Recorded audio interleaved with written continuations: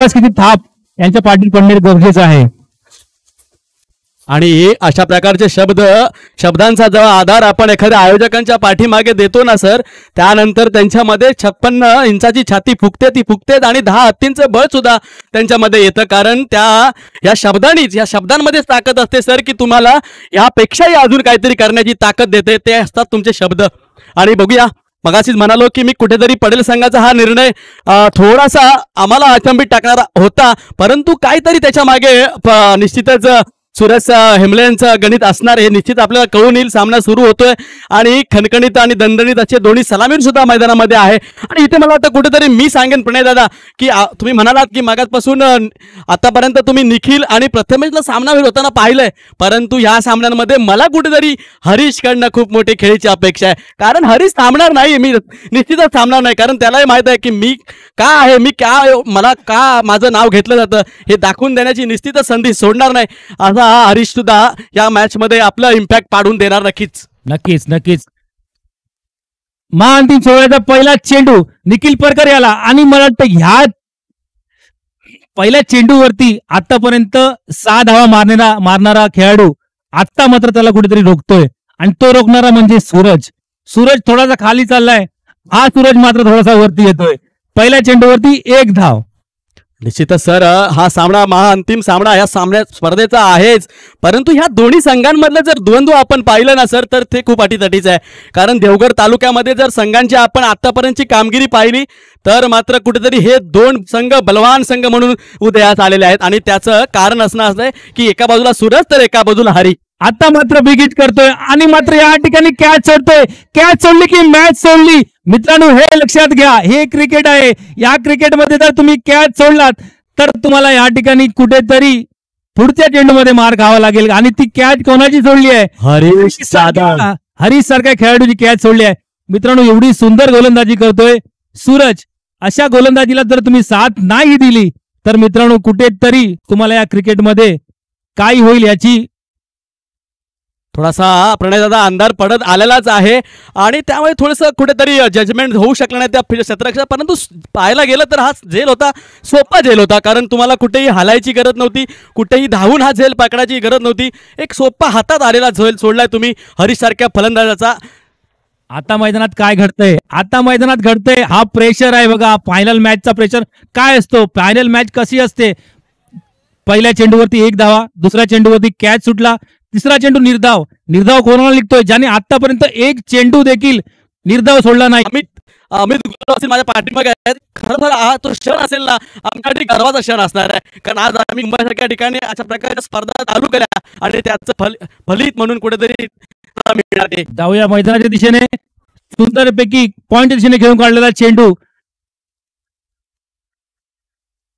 निश्चितच एका धावेने हा क्लासिकल सुरेशने सुरुवात केली आहे. आणि अशा प्रकारची प्रत्येक वेळी तुम्ही मगाशी म्हणाल की निखिल षटकाराने सुरुवात करतोय, तर हा सूरजकडे पाहिलात ना तर पहिला चेंडू सन्मानाने सुरुवात करतो. आणि बघता 3 षटका या सामन्यांमध्ये केव्हा 40-45 धावांची खेळी करून जातो हे समजत सुद्धा नाही. म्हणूनच मी त्याचं नाव क्लासिकल सूरज ठेवलेलं आहे. परंतु या खेळाडूला शांत ठेवणं तितकंच कठीण आहे. हा पहिलाच चेंडू लेग साईडच्या दिशेने खेळला. That's a big hit. 6 धावा.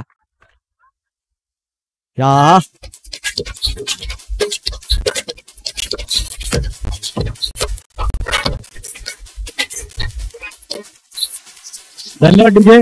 या ठिकाणी कॅच प्राइज येतोय आमचे अमित गुरव यांच्याकडून. कॅच प्राइज येतोय मयुरी गुरव यांच्या 3 षटकारासाठी 101 रुपयांचं पारितोषिक येतोय. आणि जर निश्चितच सूरज यांकडनं पाहायला गेलं तर पुन्हा एकदा एक मोठा फटका.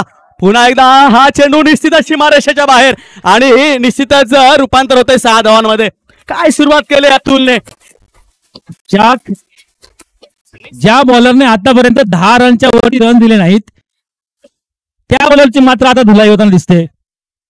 500 किलोमीटर कापून मी या ठिकाणी का उपस्थित झालोय? पडेलच्या गावातून या ठिकाणी मी का उपस्थित झालोय? मला बोलवण्यात का आलंय? मला माझ्या कॅप्टनने माझ्यावर विश्वास का टाकलाय? याचं या ठिकाणी अतुल सार्थक करून दाखवतोय. चेंडू निखिल याचा अलॉंग द कार्पेट थोडासा मारायला एक क्षेत्ररक्षक आहे तिथे आणि 1 धाव मिळेल. निश्चितच चांगला कमबॅक म्हणावा लागेल निखिलचा. आणि या 1 धावेने संघ धावसंख्या जाऊन पोहोचते ती 14 धावा, 30 धावांचा पाठलाग करताना आणि कुठेतरी आता स्ट्राईकवरती येतो सूरजला खरं म्हणायला लागेल तर प्रणय दादा ह्याची दाद देणं गरजेचं आहे. कारण तुम्ही जेव्हा प्रश्न विचारला ते टॉसच्या वेळी तेव्हा म्हणाला होता की आम्ही 30च्या आतमध्ये रोखणार आणि नेमकं त्यांनी तेच केलं. 29 धावांवरती पडवणे संघाला थांबवलं. परंतु मित्रांनो, या ठिकाणी प्रवाहाच्या विरुद्ध दिशेने चालण्याचं प्रवाहाच्या विरुद्ध दिशेने चालणं हे किती कठीण असतं ते या ठिकाणी मात्र पडेल संघ दाखवून देतोय. निश्चितच सर, जर बघायला गेला तर क्रिकेट म्हटलं की तुमच्याकडे आत्मविश्वासाची गरज असणं मैदानात काय घडतंय, मैदानात घडतंय नो चेंडू. थोडस महागडं षटक निखिल याचं. आतापर्यंत निखिलने चांगली गोलंदाजी आपल्या संघासाठी केली, मात्र आता अंतिम सामन्यामध्ये थोडासा महागडा पडतोय. काय सांगाल सर? बघायला गेलं तर हा अंतिम सामना आहे आणि स्पर्धेचा अंतिम सामना काय असतो, त्याचं दडपण काय असतं हे आपल्याला जाणून प्रकर्षाने जाणवतंय निखिलच्या प्रदर्शनाकडून. आपल्याकडून ही अपेक्षा नाही, आपण मोठे खेळाडू आहात. पंचांचा निर्णय अंतिम राहील हे आपल्याला ध्यानात ठेवायला लागेल. पुढचा चेंडू निखिल याचा, थोडासा कव्हरच्या दिशेने खेळला चेंडू, थोडं उत्कृष्ट या ठिकाणी क्षेत्ररक्षण होतंय प्रसादाच्या माध्यमातून. प्रसादने याच्या आधी देखील फिल्डिंग मध्ये चांगलं प्रभावित केलं होतं. सुंदर सुंदर सुंदर उत्कृष्ट क्षेत्ररक्षण या ठिकाणी प्रसादाच्या माध्यमातून पाहायला मिळतोय. संघासाठी 2 धावा अडवतोय आणि धावसंख्या होते. पहिलं षटक मागासी पदावर असताना 30 धावांचा पाठलाग करताना धावा झाल्या 17. काय अप्रतिम सुरुवात केली या दोन्ही सलामीवीरांनी. आता मात्र 17 पे खतरा असं आपण नेहमी म्हणतो. पाहूया काय होतंय. आणि या 17वरती खतरा मारता फटोबा संघाला लागतोय आणि लागतायत 6 धावा. सूरज याच्या बॅट मधून निघाला षटकाची जवळ जवळ जवळ जवळ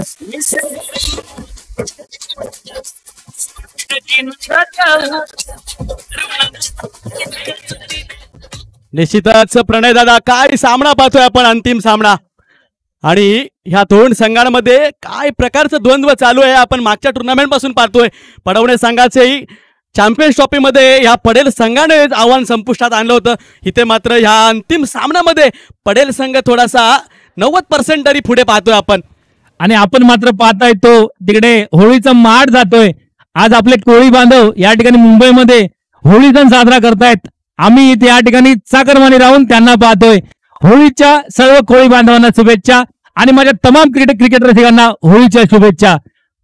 निश्चितच सर, जरी पहिल्या षटकामध्ये 23 धावा निघाल्या असल्या तरी शेवटच्या 6 चेंडूमध्ये 7 धावांची गरज आहे. आणि गोलंदाजी मार्कवर कोण आहे तर डावखुरा प्रशांत.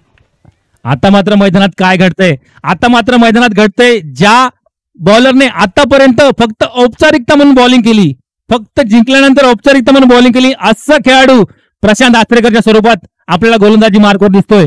सामना करतोय, काय आपल्याला मिळवून देतोय हा प्रशांत. पहिला चेंडू थोडासा उजव्या अक्षाच्या बाहेर चाललाय. पंचांचा काय निर्णय येतोय पाहिजे, परंतु अजूनही कोणता परिणाम त्यांच्यावरती दिसत नाही. आणि एका डॉट चेंडूची सांगता. मित्रांनो, हे स्पिन जे बॉलवरती आपण हात फिरवतो ते एवढं अस्त्र मोठं प्रशांत आचरेकरच्या हातामध्ये आहे. या स्पिननेच 5 बॉल, आता 7 धावांची गरज. सामना करेल. थोडा फुलटॉस प्रकारचा चेंडू आणि मला वाटतं 6 धावा. काय एक खराब चेंडू तुमच्या या स्पर्धेमधून घाशा गुंडाळ्यास सज्ज होतोय. आता मात्र जिंकण्यासाठी फक्त 1 धावेची गरज. निश्चितच. आणि मला वाटतं कुठेतरी सूरजने मी जे मगाशी म्हणत होतो की हा जो निर्णय होता चुकीचा वाटतोय, तो कुठेतरी आम्हाला दाखवून देताना दिसतो की मी का क्षेत्ररक्षण स्वीकारलं ते दाखवून देताना हा सूरज आणि अतुल. आणि आजच्या दिवसाला सांगता करणारा चेंडू असेल मला वाटतं. आणि मला वाटतं तितकाच उत्कृष्ट चेंडू, आउटकट प्रकारचा चेंडू, स्पिन झालेला चेंडू, निर्धाव निघतोय. प्रेक्षकांनी थोडं शांत राहायचंय. निश्चितच मात्र काय घडतंय मैदानात. प्रेक्षक शांत बसायला आपण सांगतोय, पण बसतील का? कारण सामना कशा प्रकारचा चालू आहे. शेवटची 1 धावाची गरज आहे पडेल संघाला आणि ती 1 धाव ह्या चेंडूवरती निघते. विजयी फटका येतो अतुलच्या बॅट मधून. धन्यवाद. आणि दोन्ही विजयी संघाने आणि उपविजयी संघांचं हार्दिक हार्दिक अभिनंदन.